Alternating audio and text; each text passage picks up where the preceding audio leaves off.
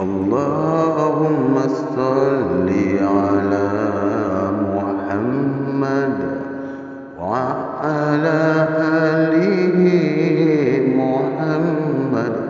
اللهم صل على محمد وعلى آل محمد. Assalamualaikum warahmatullahi wabarakatuh. Salam sejahtera diucapkan. Terima kasih ada lagi ke dalam channel Radio 12 Malam. Bertemu dengan saya Angah. Baik, kita tak nak ngoceh panjang lagi ya. Kita akan teruskan dengan malam ni adalah malam untuk sesi kisah daripada Tok Awangah. Baik, kita akan teruskan daripada kisah Tok Awangah episod yang ke-87 yang bertajuk Saka Hantu Tinggi.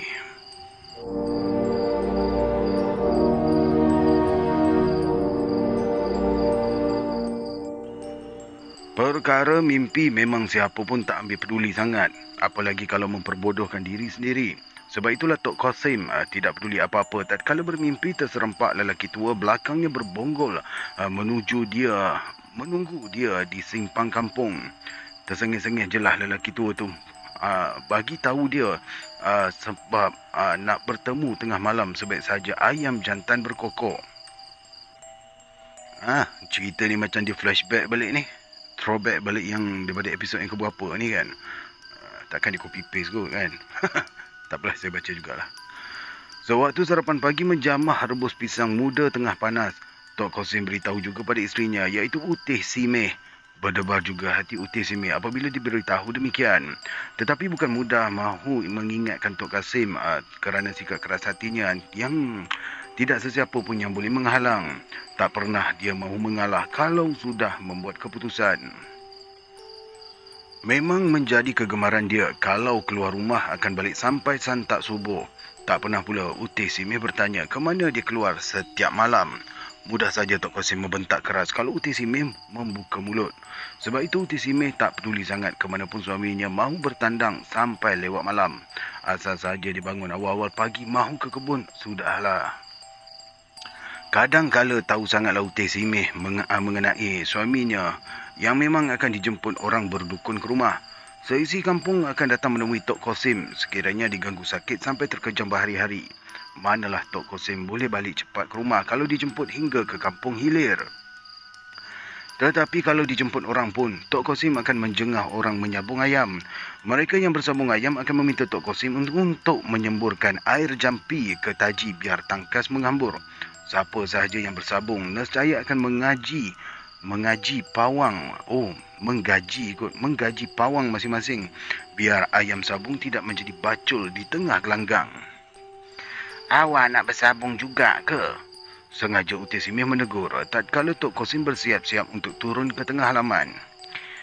Mimpi pun ada masanya, betul juga. Dia menambah ingatkan Tok Qasim pasal mimpinya. Sebelum tengah malam aku baliklah, beritahu Tok Qasim mencepat-cepat bibir terus menuruni tangga. Kalau tak payah bersabung malam ni, tak boleh ke? Mendengus juga Utih Simeh disebabkan Tok Qasim berdegil mahu juga turun menyabung ayam. Awak tu perempuan apa yang awak tahu? Kerutu Tok Qasim apabila ditegah isterinya demikian. Mendongkol benar hati Utih Simeh apabila kenangkan sikap suaminya yang berkeras sangat mahu menyabung ayam. Kalau sudah asyik menyabung, memang Tok Qasim tak peduli lagi apa-apa mengenai rumah tangga.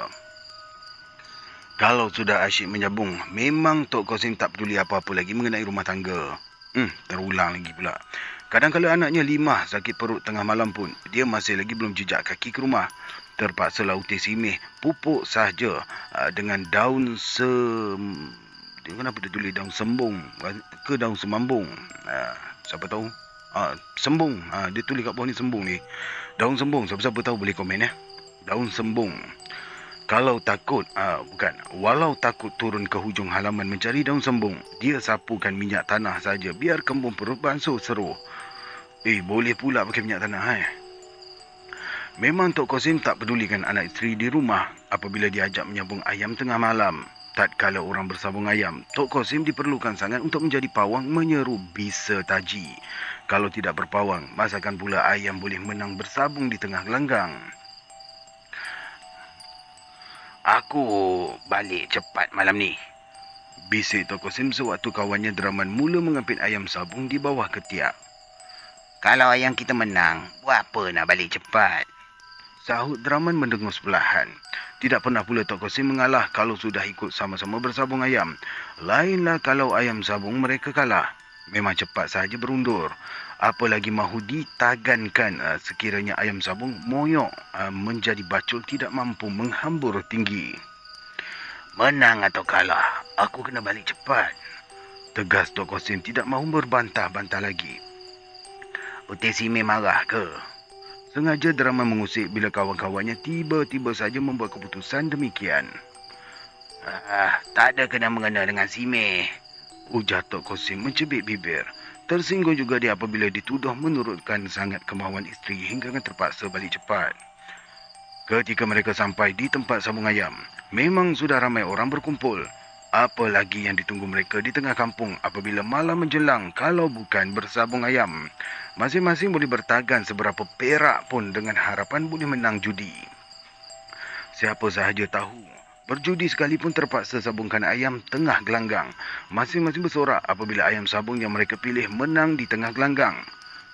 Feyarlah ayam, apa pula feyar ni? Rasanya dia nak tulis terbiar ni. Terbiarlah ayam yang kalah tergolek dengan tembolok terburai ditusuk taji pun mereka tidak peduli.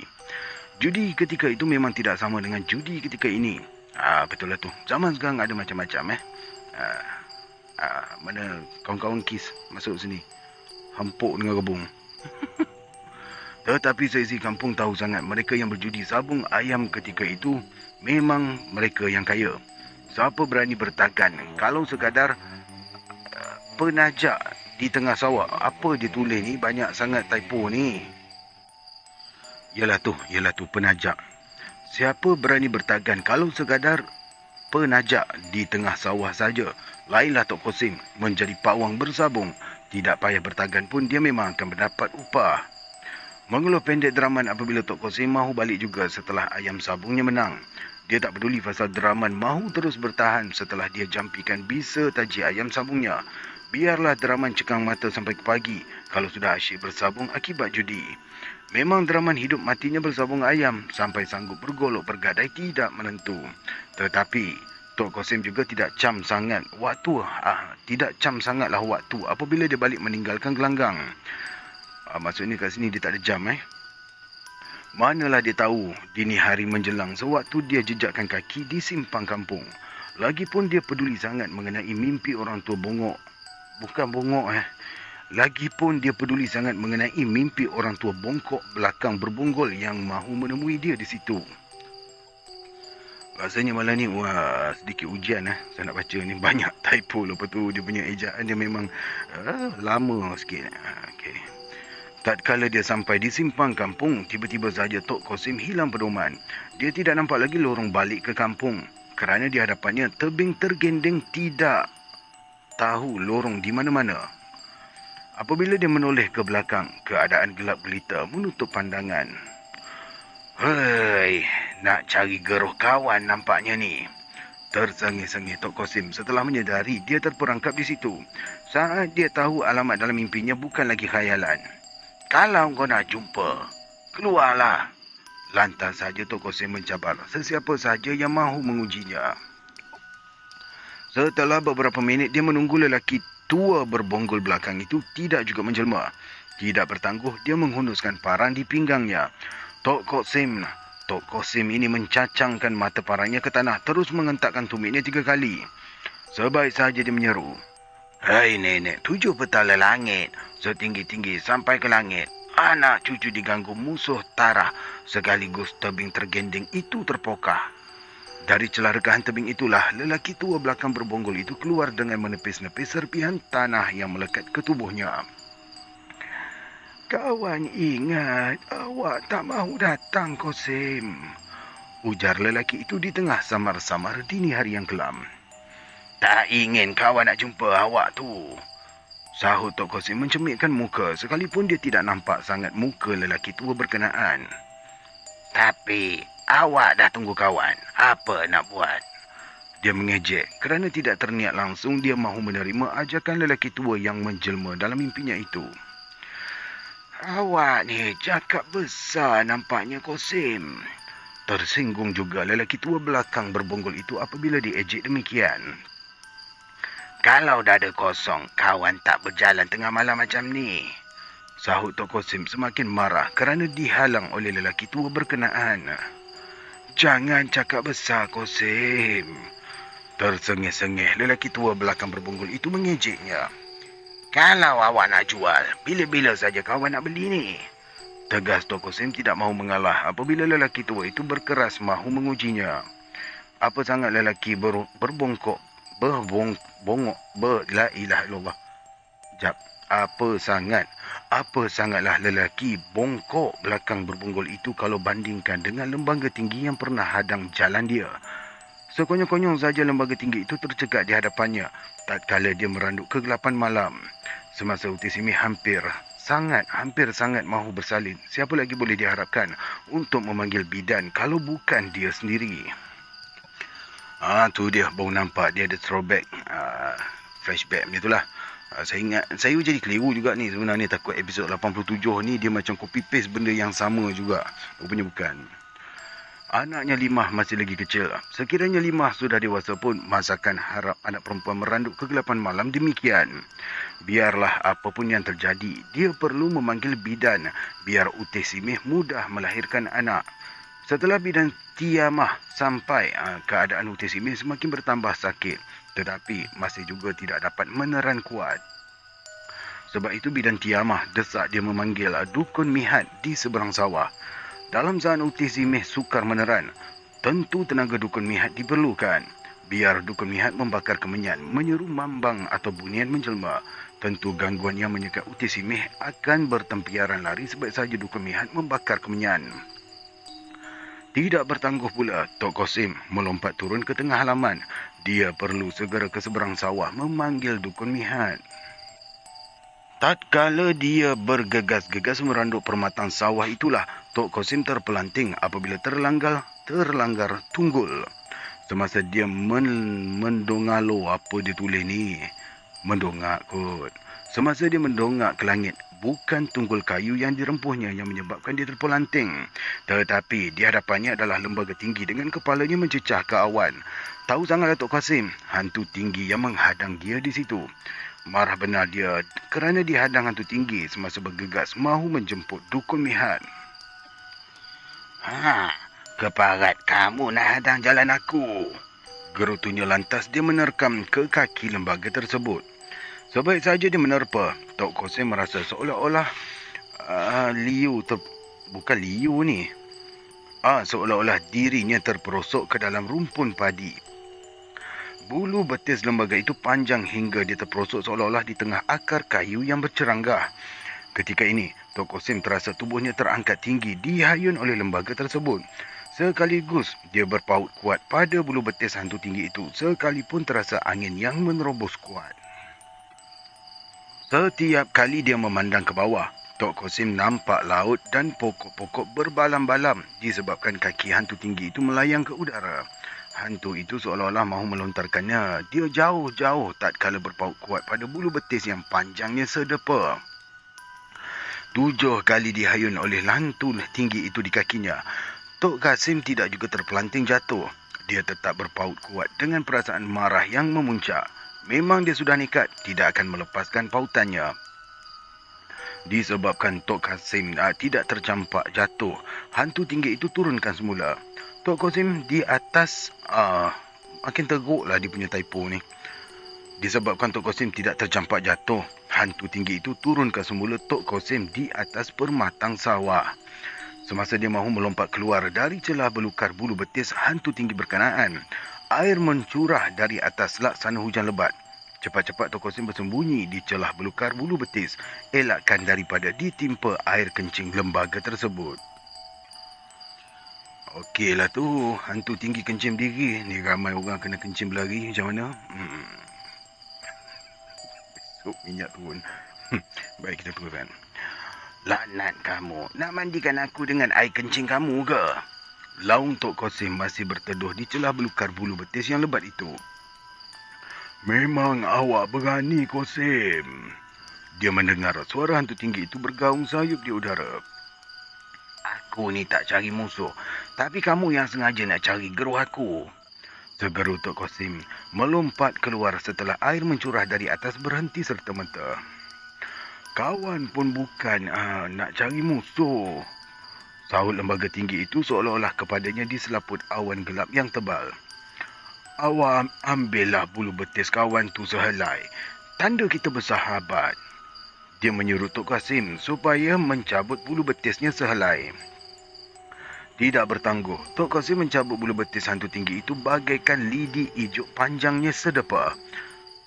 Setelah bulu betis hantu tinggi itu disentapnya, sekaligus asap hitam lembaga tinggi itu hilang bersama dengan hembusan angin malam. Bergegas-gegas pula Tok Kasim ke rumah Dukun Mihat. Apabila dia mengajak Dukun Mihat ke rumahnya, orang tua itu sekadar tersenyum sahaja. Dia menyuruh Tok Kasim balik saja ke rumah kerana isterinya sudah selamat melahirkan anak. Hairan jugalah Tok Kasim bagaimana Dukun Mihat tahu mengenai isterinya sudah melahirkan anak. Dalam masa dia tidak berganjak ke mana pun. Apabila Dukun Mihat menuduh dia terserempak hantu tinggi di permatang sawah, serba salah jugalah Tok Kasim mahu berdalih. Dukun Mihat juga tahu mengenai bulu betis hantu tinggi yang disentap oleh Tok Kasim. Sebab itu dia tidak dapat berbohong. Kerana Dukun Mihat seolah-olah tercegat sama di sisinya tatkala hantu tinggi itu menghadang jalan.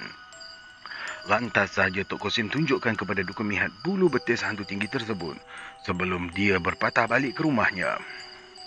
Nanti kau ajalah jadi dukun. Gantikan aku. Bisik Dukun Mihat setelah membelek-belek bulu betis macam lidi ijuk panjang sedepa itu. Memang Tok Kasim tidak tahu apa-apa di sebalik tutur kata Dukun Mihat mengenai desakan dia menyuruh gantikan tempatnya menjadi dukun di tengah kampung. Sebab itu, dia teruskan sahaja balik ke rumah. Tatkala dia sampai di sisi isterinya, Utih Simeh sudah selamat melahirkan anak lelaki. Tidak pula bidan Tiamah merungut apabila Tok Kasim lambat sangat balik daripada menjemput Dukun Mihat. Beberapa hari selepas kejadian itulah, Dukun Mihat terkejang sakit akibat senak perut. Sengaja dia meminta isterinya jemput Tok Kasim datang jengah ke rumah. Sewaktu Tok Kasim naik ke rumah, tidak bertangguh dia berjabat tangan lantas berbisik ke telinga. Tok Kasim sekadar mengangguk-angguk kepala sahaja seolah-olah berjanji menyimpan rahsia baik-baik. Selepas itulah Dukun Mihat meninggal dunia setelah Tok Kasim buangkan anak tangga rumah bongsu, atap perabung, sekeping dan lantai juga sekeping. Semasa mayat dibujurkan, keluarga Dukun Mihat juga tidak membantah apabila Tok Kasim memukul 3 kali bahagian pusat dengan lidi ijuk sepanjang sedepa.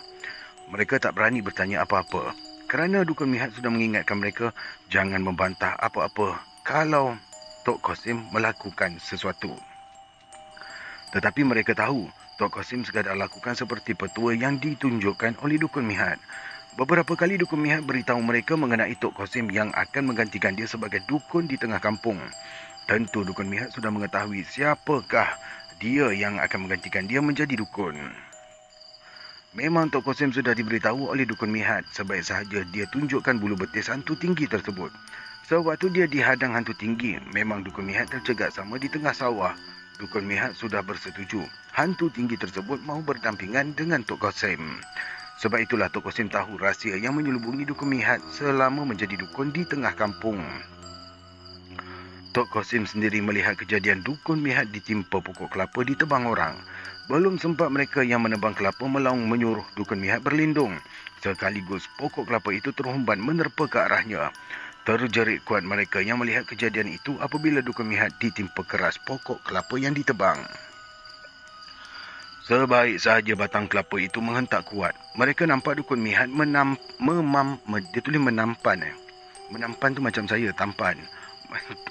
Memampan kot. Boleh lah. Memampan tangannya. Batang kelapa ditebang itu tersangkut pada tangan Dukun Mihat, tidak terhampas ke bumi.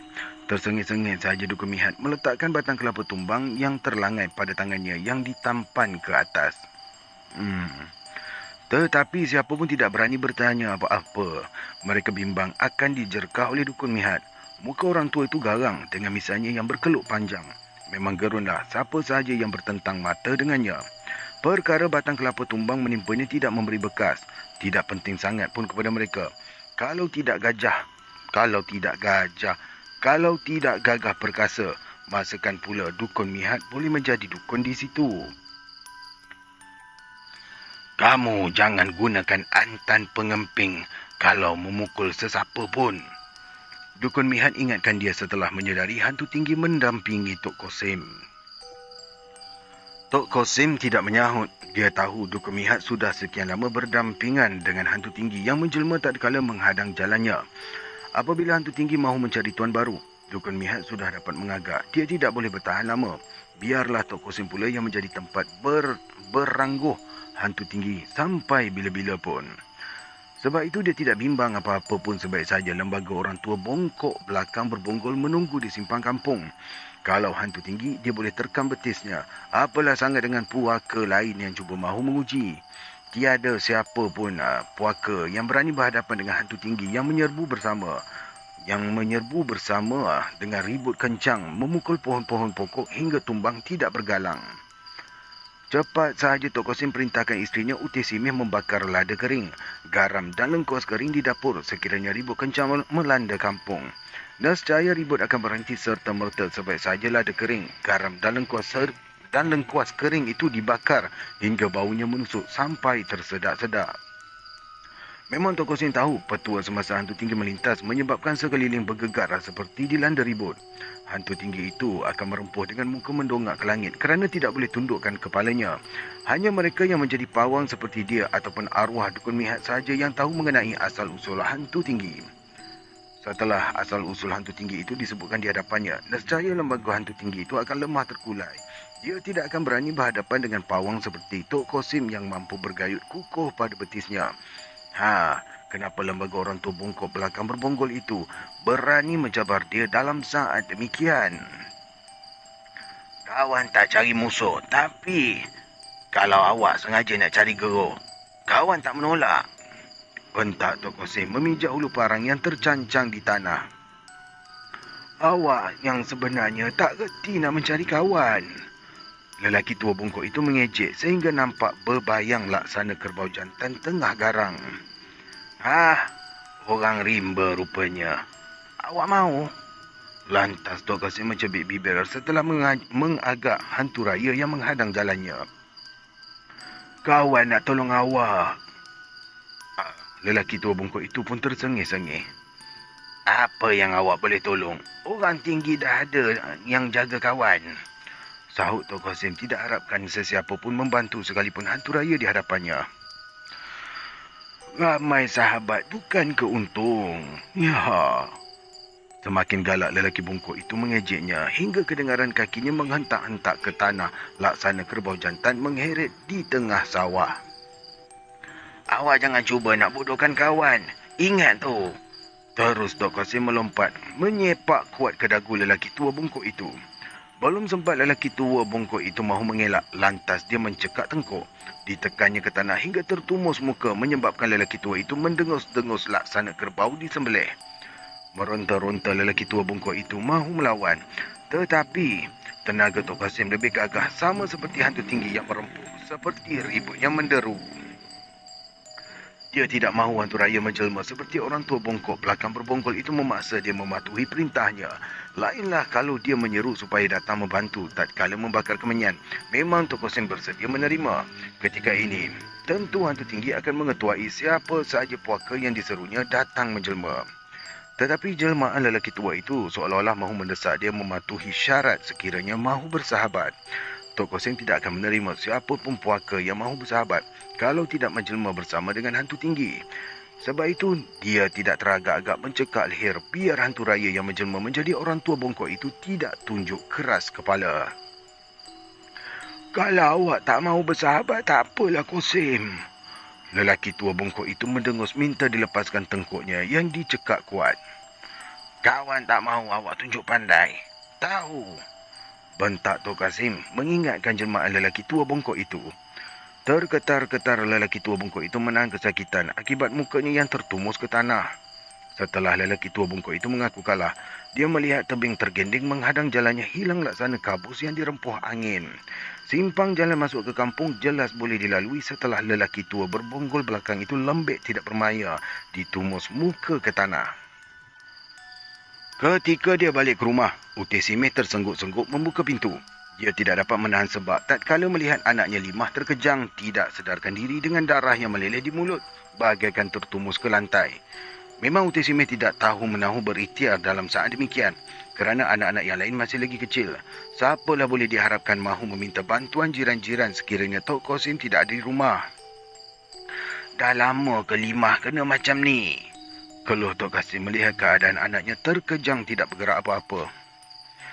Sejak masuk tengah malam, ujar Uti Simeh tersengguk-sengguk menahan rasa sebab yang menusuk.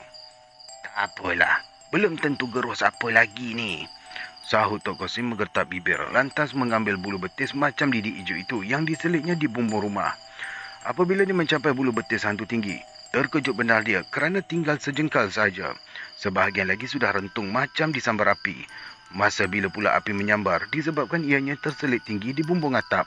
Siapa pun tak perasan apabila diselitkan tinggi di bumbung atap. Berdebar juga hati Tok Kosim apabila kenangkan bulu betis hantu tinggi yang sudah terbakar itu. Tentu malapetaka akan menimpanya setelah mendapat tanda dengan keadaan bulu betis hantu tinggi berkenaan. Manalah tahu geruh menunggu sama ada dirinya ataupun anaknya Limah. Kalau geruh menimpa Limah, memang dia akan bertahan. Biarlah dirinya yang menjadi galang ganti kalau sudah tidak dapat dielakkan lagi. Jika ada sebab, dia mesti mengalah. Kalau tidak pernah gunakan hantu tinggi melakukan kejahatan. Lainlah kalau hantu raya yang mudah gelap mata apabila melihat harta dunia. Sebab itu dia tidak mahu berdamping dengan hantu raya kalau berdukun di tengah kampung. Lambat laun, hantu raya yang menjelma bagaikan lelaki tua bungkuk berbonggol belakang itu akan musnahkan keluarganya juga.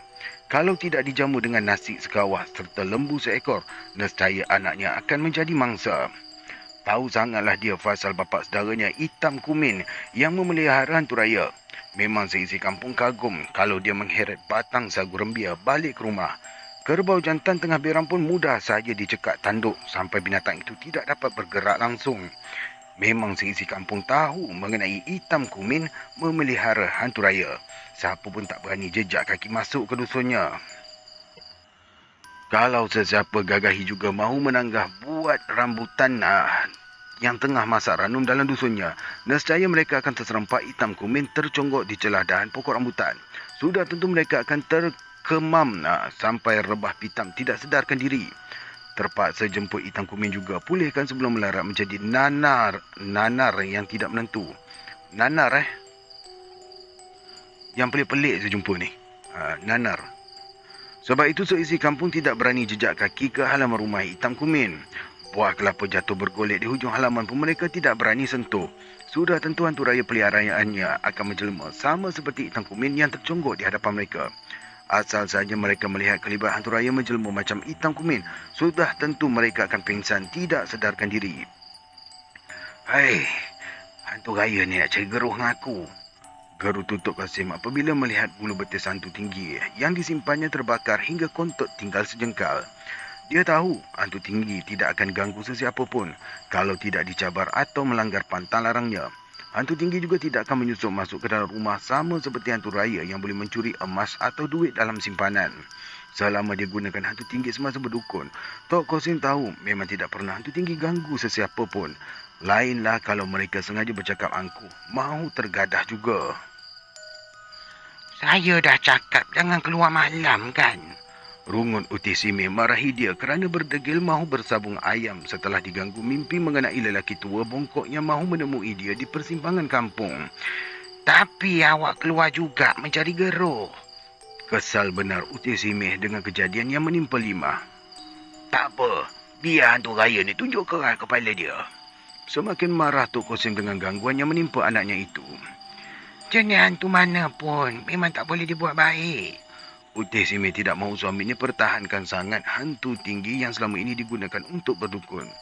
Manalah suaminya tahu hantu tinggi tidak ganggu keluarga mereka. Kalau benar tidak ganggu, kenapa hantu tinggi tidak pertahankan Limah daripada diganggu hantu raya semasa dalam masa Tok Qasim yang tidak ada di rumah.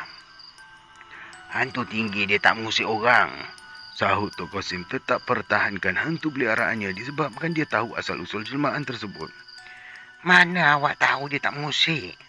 Ujar Uti Simeh gelisah dengan keadaan Limah yang masih terkejang tidak bergerak-gerak badan. Kalau tak pukulkan Antan Pengemping, hantu tinggi dia tak akan mengusik. Tok Qasim ingatkan isterinya mengenai pantang larang semasa dia berdukun. Terdiam Uti Simeh apabila kenang anaknya Limah merentap Antan Pengemping di celah gelegar rumah tatkala ular tedung hitam berlingkar di bawah lesung. Terkejut Limah disebabkan ular tedung senduk berwarna hitam berkilat itu tidak berganjak, sebaik sahaja terserempak.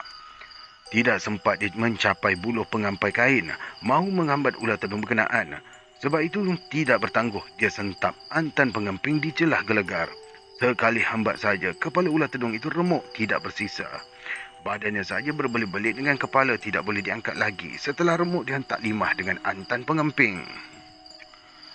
Sengaja Uti Simeh tidak beritahu suaminya mengenai Limah menghambat kepala ular tedung senduk. La ilaha illallah. Sengaja Uti Simeh tidak beritahu suaminya mengenai Limah yang menghambat kepala ular tedung senduk dengan Antan Pengemping.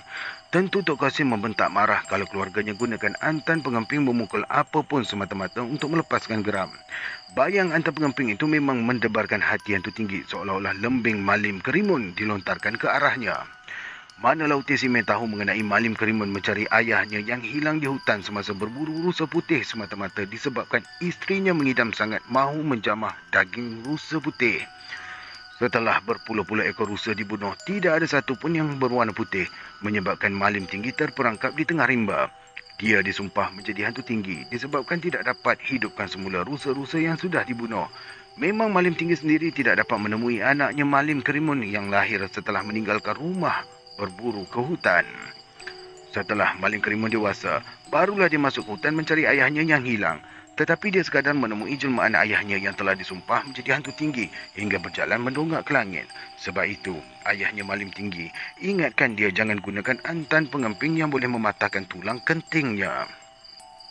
Memang Tok Qasim tidak perlu beritahu rahsia Malim Tinggi dan Malim Kerimun itu kepada isterinya. Mereka yang tidak memahami kejadian masa lalu memang tidak patut tahu apa-apa mengenai rahsia tersebut. Lagipun mereka yang sengaja mahu mencari rahsia hantu tinggi dengan tidak mendekati hantu tinggi itu, nescaya akan menjadi tidak siuman. Sebab itu, dia tidak mahu beritahu apa-apa mengenai hantu tinggi kepada isterinya.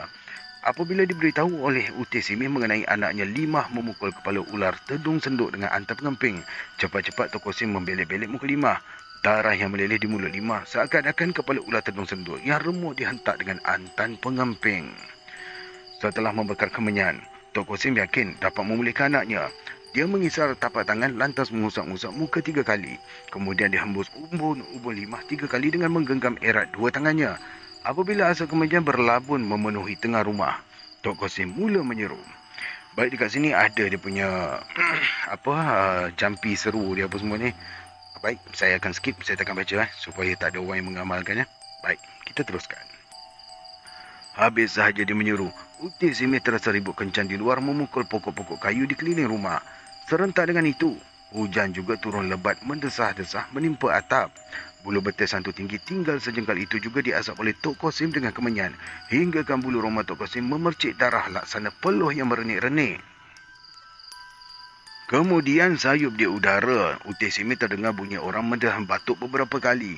Tetapi Tok Qasim sekadar menunduk sahaja dengan mata yang terpejam. Dia sekadar memberi isyarat supaya Uti Simeh terus membakar kemenyan biar asapnya jangan hilang. Macam mana dengan anak kawan ni, Tok Malim Kerimun?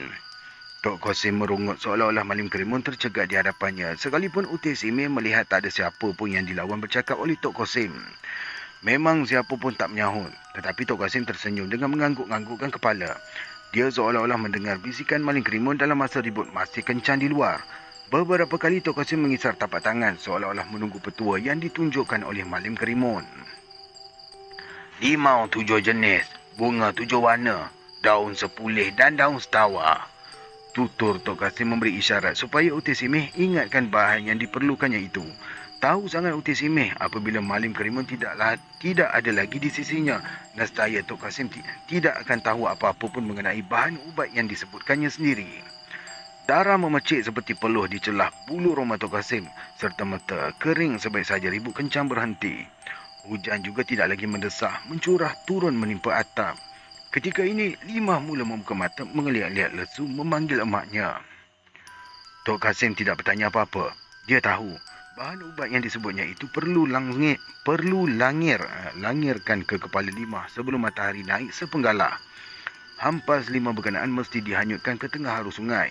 Memang Tok Qasim sudah tahu petua yang mesti dilakukan biar anaknya pulih sedia kala. Dia tidak perlu memberitahu isterinya mengenai gangguan yang menimpa Limah. Sekalipun Uti Simeh menuduh anaknya melanggar pantang larang memukul ular tenung senduk dengan antan pengemping. Memang jauh di lipatan hatinya, Tok Qasim berdendam dengan lembaga lelaki tua bongkok dengan belakang berbonggol yang menghadang jalannya di simpang kampung. Lantas saja dia menuduh hantu raya itu mahu memperdayakan dia biar mematuhi kemahuannya untuk menggunakan puaka rimba itu. Tetapi Tok Qasim tidak akan mengalah. Hantu raya mudah mengganggu jiran kalau tidak dijaga cukup. Manalah dia mampu mengawal sekiranya hantu raya menjelma seperti dirinya sendiri. Tentu seisi kampung akan mengutuk dia sama seperti yang dialami oleh Hitam Kumin apabila hantu raya bertukar menjadi palasit yang merasuk. Aku tak mahu lagi bersabung ayam, ujar Tok Kasim apabila didesak oleh deraman turun semula ke gelanggang sabung. Alah, takkanlah Tok Pawang mudah mengalah, usir deraman setelah diberitahu mengenai kejadian yang menimpa Limah. Tok Pawang tak mengalah, tapi yang mengalah Qasim. Jelas Tok Qasim tidak mahu lagi dipujuk. Dia dah tak mahu keluar malam lagi, sahut Uti Simeh pula kerana menyedari suaminya tidak pernah lagi keluar malam setelah dihadang lembaga lelaki tua bongkok belakang berbonggol itu. Tetapi Tok Qasim sengaja rahsiakan pasal bulu betis hantu tinggi tinggal sejengkal apabila dia mencapainya di celah perabung atap. Memang dukun Mihat sendiri sudah ingatkan dia sekiranya bulu betis itu hilang bermakna ajalnya juga sudah hampir menjelang. Kalau tak salah episod yang sebelum ni dengarnya kata bulu tu dibakar kan. Ni lain pula ni. Beberapa kali dia merungut dalam kegelisahan tetapi Uti Simeh memujuknya, ya betul. Uti Simeh ingatkan dia mengenai ajal maut dan jodoh pertemuan hanya ditentukan oleh Allah. Siapa pun tak tahu mengenai perkara yang ditentukan oleh Allah semata-mata. Hanya beberapa bulan selepas Limah terkejang sakit itulah, Tok Qasim diganggu sesak nafas. 3 hari dia menderita sesak nafas. Tok Qasim pun meninggal dunia dengan bulu romanya merenik-renik darah. Apabila kenang kejadian yang menimpa Tok Qasim itu, memang bimbang jugalah Anjang Sahir. Sekalipun dia sekadar keturunan sahaja dari pawang berkenaan, memang dia tahu keturunannya dari Tok Qasim yang menjadi pawang besar sejak bertahun-tahun. Sekalipun sudah 5-6 keturunan, manalah tahu saka hantu tinggi itu masih lagi menjelma di mana-mana. Memang saya ni keturunan pawang Tok Qasim, Ustaz, beritahu Anjang Sahar sebaik saja saya tanyakan mengenai tanah kampung peninggalan arwah neneknya. Tapi saya tahu mahu ambil saka peninggalan dia. Tak mahu kot ni. Tapi saya tak mahu ambil saka peninggalan dia, ujarnya kerana bimbang diganggu hantu tinggi yang mahu mencari tuan. Arwah neneknya berkeras tidak akan menjual tanah pesaka peninggalan Tok Qasim semata-mata takutkan saka hantu tinggi yang akan merasuk keturunan. Neneknya, Udalijah, memang cucu Limah anak Tok Qasim. Namun dia yakin saka hantu tinggi Tok Qasim tidak akan mengganggu. Sejak turun-temurun, Udalijah diberitahu mengenai bulu betis hantu tinggi itu hilang setelah tinggal sejengkal sahaja yang disimpan oleh Tok Qasim. Lainlah bulu betis itu tinggal dan menjadi pesaka disimpan turun-temurun. Tentulah saka hantu tinggi itu akan mencari tuan. Tahu sangat Udalijah, neneknya Limah mengakui apabila ayahnya Tok Qasim meninggal dunia, hantu tinggi itu tidaklah tinggal bersama dengan keluarganya. Tok Qasim juga mengingatkan isterinya Uti Simeh supaya menjauhkan dari hantu raya yang akan merasuk keturunannya apabila mereka meninggal dunia. Sebab itulah Anjang Sahar bimbang juga sekiranya hantu tinggi itu menjadi saka yang mengancam keturunannya. Setelah neneknya Udalijah meninggal dunia, tidak bertangguh dijualkan sahaja tanah pesaka berkenaan kepada Latif Sogek. Nama amboi. Semenjak dirikan rumah di atas tapak tanah pesaka yang dibeli dari Anjang Sahar itulah, Latif Sogek merasakan rezekinya seolah-olah tertutup. Hasil kebun kelapanya semakin merosot.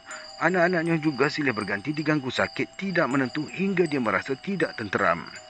Semasa Ustaz Salam datang ke rumah saya bersama dengan Latif Sogek, saya sendiri tidak menyangka masalah demikian menekan perasaannya. Tetapi apabila dia beritahu mengenai hasil kebun kelapanya selama ini kian merosot, kebimbangannya bukan disebabkan peraih tidak membayar wang mengikut jadualnya, tetapi disebabkan tapak rumah yang dibeli dari Anjang Sahar.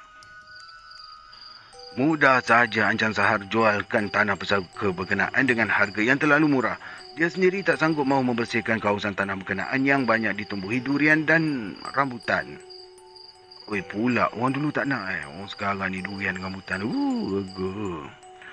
Disebabkan Latif Sogek beritahu tanah tersebut kepunyaan waris Anjang Sahar, sengaja saya mengajak mereka menemui itu.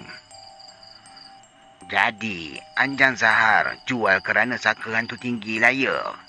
Kesal juga Latif Sogek disebabkan tidak usul periksa membeli tapak tanah mendirikan rumahnya itu. Kalau mahu dirobohkan rumah berkenaan, tentulah dia sudah semakin rugi. Terkebil-kebil mata Anjang Sahar. Memang dia bersalah tidak beritahu Latif Sogek mengenai tanah peninggalan Tok Kosim itu. Kalau diberitahu, tentu siapa pun takkan berani beli sekalipun dengan harga yang murah. Tanah pusaka memang meninggalkan saka kalau tidak berhati-hati memilikinya. Tok Kosim dulu memang memelihara hantu tinggi. Jelas Anjang Sahar setelah didesak oleh Ustaz Salam. Hantu tinggi tu yang menutup pintu rezeki saya. Geluh Latif Sogek kerana berasa sangat perihnya dia menangguh kesusahan mata pencarian semenjak membeli tanah pusaka peninggalan arwah Udalijah. Rezeki ditentukan oleh Allah, Latif. Lantas Ustaz Salam ingatkan dia disebabkan Latif Sogek tidak dapat mengawal perasaannya. Tok Kosim dah lama meninggal dunia. Tak baik kita ungkit-ungkit. Ujarnya perlahan kerana menyedari Latif Sogek kesal benar membeli tanah tersebut. Saya ni cuma nak tahu mengenai tanah yang dibeli oleh Latif. Itu aja. Segera. Oh, ini perkataan saya ni Ustaz ni. Bukan, Tok Awangah punya ayat. Saya cuma nak tahu mengenai tanah yang dibeli oleh Latif. Itu saja. Segera saya mencelah apabila Latif Sogek terkilan sangat dengan Anjang Sahar yang sengaja menjualkan tanah pusakanya semata-mata mahu mengelakkan diri diganggu saka hantu tinggi Tok Kosim. Kalau saya tahu tanah tu saka, ada saka, saya takkan belilah Ustaz. Gerutu Latif Sogek masih tidak dapat menahan perasaan kesal yang mendongkol. Tiba-tiba saja Latif Sogek merentak-rentak rambutnya apabila saya bacakan perlahan. Huwal hayyu la ilaha illa huwa fattuhu mukhlisina lahuddin alhamdulillahi rabbil alamin. Dia juga terketar-ketar apabila saya ulangi membaca doa itu diikuti dengan 11 kali surah Al-Ikhlas. Terima kasih kerana sudi mendengar daripada mula sampai habis. InsyaAllah kita akan terus lagi dalam masa 2 hari lagi. Kita akan bertemu di dalam episod yang ke-88 yang bertajuk Melawan Jin 5 Sahabat. Nah, InsyaAllah kita akan bertemu lagi. Assalamualaikum warahmatullahi wabarakatuh.